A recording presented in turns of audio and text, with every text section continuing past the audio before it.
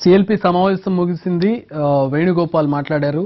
CLP నేత ఎంపిక బాధ్యత అధిష్టానానికి అప్పగిస్తూ తీర్మానం చేశారు. నేతల అభిప్రాయాలు తీసుకున్న ఇన్ఛార్జ్ వేణుగోపాల్ రాహుల్ గాంధీతో మాట్లాడతారు.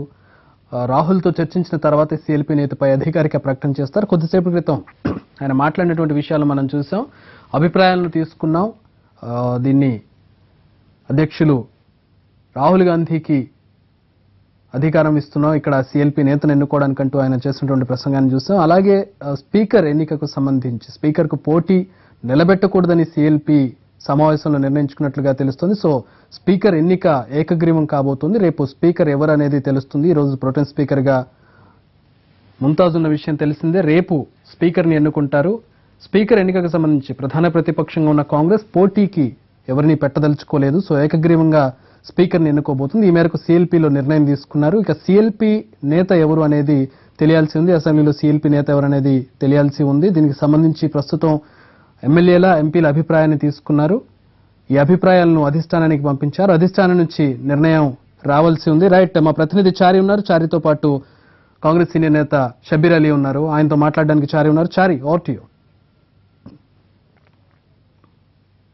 సేపటి క్రితమే ముగిసింది అసెంబ్లీ హాల్లో జరిగినటువంటి సమావేశంలో పార్టీకి సంబంధించినటువంటి ఎమ్మెల్యేలంతా ఏకగ్రీవ తీర్మానం చేశారు. అధిష్టానం తీసుకున్నటువంటి నిర్ణయానికి కట్టుబడి ఉండాలి. అధిష్టానం ఎవరిని నిర్ణయిస్తే వాళ్ళు సిఎల్పి నాయకుడిగా ఎంపికకి పార్టీ నుంచి గెలిచినటువంటి 19 మంది ఎమ్మెల్యేలు కూడా ఏకగ్రీవ తీర్మానం ఇచ్చారు. అలాగే అసెంబ్లీ స్పీకర్ ఎన్నికకు సంబంధించినటువంటి అంశం మీద కూడా సిఎల్పిలో చర్చ జరిగింది. నిన్న CM KCR PCC chief Uttam Kumar రెడ్డికి ఫోన్ చేసి స్పీకర్ ఎన్నికకు ఏకగ్రీవానికి సహకరించాలని కోరారు. దానికి కూడా సిఎల్పి సమావేశం స్పీకర్ ఎన్నిక ఏకగ్రీవం అయ్యేందుకు సహకరించాలని చెప్పేసి నిర్ణయించింది. ప్రస్తుతం మాజీ మంత్రి షబ్బీర్ అలీ గారు మనతో ఉన్నారు. షబ్బీర్ అలీ గారు, ఈ రోజు జరిగిన సిఎల్పి సమావేశంలో ప్రధానంగా ఏం నిర్ణయించారు? సిఎల్పి నాయకుడిని ఎవరు అనుకున్నారు?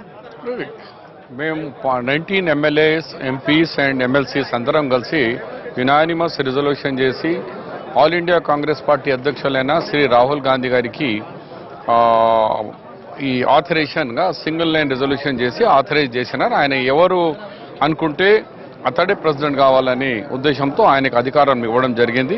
బహుశా ఇక ఇండివిజువల్ ఒపీనియన్ కూడా తీసుకున్నారు. కొంతమంది ఇండివిజువల్ ఒపీనియన్ కూడా పార్టీ ఎలా ఉంటే బాగుంటుందనే ఉద్దేశంతో కూడా చెప్పినారు. అవన్నీ కూడా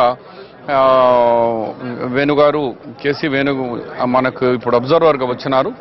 ఆయన పోయి రాహుల్ గాంధీకి బ్రీఫ్ చేసి వెరీ సూన్ గా కొత్త సిఎల్పి లీడర్ గా నామినేట్ అవుతారు. అంటే ఈ అధికారిక ప్రకటన ఉంటుందా, ప్రెస్ నోట్ లాగా ఉంటుందా? ప్రకటించే అవకాశం ఉందా? వేణుగోపాల్ ఉన్నంతసేపు 1-2 గంటల్లో సమాచారం వస్తుందంటారా? అంతవరకు వెరీ సూన్ చెప్పలేము. ఇప్పుడు రాహుల్ గాంధీ గారు అవైలబుల్ ఉన్నారా లేరా, మరి ఆయన ఫోన్లో ఉంటారా దొరకదా, అవన్నీ కూడా కొద్దిసేపు తర్వాత చెప్తాం. అంటే ఎమ్మెల్యేల వ్యక్తిగత అభిప్రాయ చర్చల్లో పార్టీకి సంబంధించినటువంటి అంశాలు కూడా చర్చకు వచ్చినట్టు తెలుస్తుంది. కొంతమంది ఎమ్మెల్యేలు కూడా పార్టీ ప్రక్షాళన చేయాల్సిందే, కొత్త నాయకత్వాన్ని తీసుకురండి అని సూచించినట్టు తెలుస్తుంది. దాంతో ఏకీభవిస్తారా ఎట్లా? అది ఇండివిజువల్ గా చెప్పిన సంగతి నాకు తెలియదు. రాత్రికి సీనియర్ నాయకులతో కూడా డిస్కషన్ జరిగింది. ఇవాళ కూడా ఎంపీ, ఎమ్మెల్యే, ఎమ్మెల్సీతో కూడా డిస్కషన్ జరిగింది. ఇండివిజువల్ ఒపీనియన్, అది సీక్రెట్. రైట్, మొత్తానికి సిఎల్పి సమావేశంలో ప్రధానంగా అధిష్టానం సూచించినటువంటి వ్యక్తి సిఎల్పి నాయకుడి అయ్యే అవకాశాలకే క్లారిటీ వచ్చినట్టు తెలుస్తుంది. ఎందుకంటే ఇప్పటికే సిఎల్పి సమావేశంలో కూడా ఇదే నిర్ణయాన్ని ఏకగ్రీవంగా తీర్మానం చేసినటువంటి నేపథ్యంలో సిఎల్పి నాయకుడి ఎంపిక మరి కాసేపట్లో అధికారికంగా వచ్చే అవకాశం కనపడుతుంది. ప్రస్తుతం ఎమ్మెల్యేలు అందరితో మాట్లాడిన సిఎల్పి నాయకుడు ఎంపికకు పరిశీలకుడిగా వచ్చినటువంటి వేణుగోపాల్ కొద్దిసేపటి క్రితమే మీడియాతో మాట్లాడారు. ఆయన మరి మరో 2 గంటల పాటు హైదరాబాద్ లోనే ఉండే అవకాశం కనపడుతుంది. మరి కాసేపట్లో సిఎల్పి కార్యాలయంకి చేరుకున్న ఎమ్మెల్యేలంతా రాహుల్ గాంధీతో వేణుగోపాల్ మాట్లాడిన తర్వాత అధికారిక ప్రకటన చేసే అవకాశాలు అయితే కనపడుతున్నాయి. సాయంత్రం వరకు కావచ్చు, మరో 1-2 గంటల్లో కూడా కొంత అధికారికంగా ప్రకటన వచ్చే అవకాశాలు అయితే కనపడుతున్నాయి. ప్రధానంగా సిఎల్పి నాయకుడిగా బట్టి విక్రమార్క పేరు మాత్రం ప్రధానంగా వినపడుతుంది. అలాగే పిసిసి చీఫ్ గా ఉన్నటువంటి ఉత్తమ్ కుమార్ రెడ్డి కూడా సిఎల్పి పదవిని ఆశిస్తున్నటువంటి పరిస్థితి అయితే ఉంది. పార్టీకి నాయకులు ఈరోజు జరిగినటువంటి సమావేశంలో పార్టీ ఇన్ఛార్జిగా వచ్చినటువంటి వేణుగోపాల్ దగ్గర పార్టీకి సంబంధించినటువంటి ఎమ్మెల్యేలు సూచించినటువంటి అభిప్రాయాలు కావచ్చు, వివిధ రకాల కామెంట్లన్నీ మాత్రం కాంగ్రెస్ పార్టీలో హీట్ ఎక్కిస్తున్నాయి. పార్టీ ప్రక్షాళనకు సంబంధించినటువంటి అంశాల మీదనే ప్రధానంగా ఫోకస్ చేస్తూ వచ్చారు ఎమ్మెల్యేలంతా. వచ్చే పార్లమెంట్ ఎన్నికల్లో ఇదే నాయకత్వం కావచ్చు ఈ లీడర్లతో ఎన్నికలకు వెళ్తే ఆశించినటువంటి ఫలితాలు వచ్చే అవకాశము లేదని చెప్పేసి బాహటంగానే చెప్పినటువంటి పరిస్థితి కనపడుతుంది.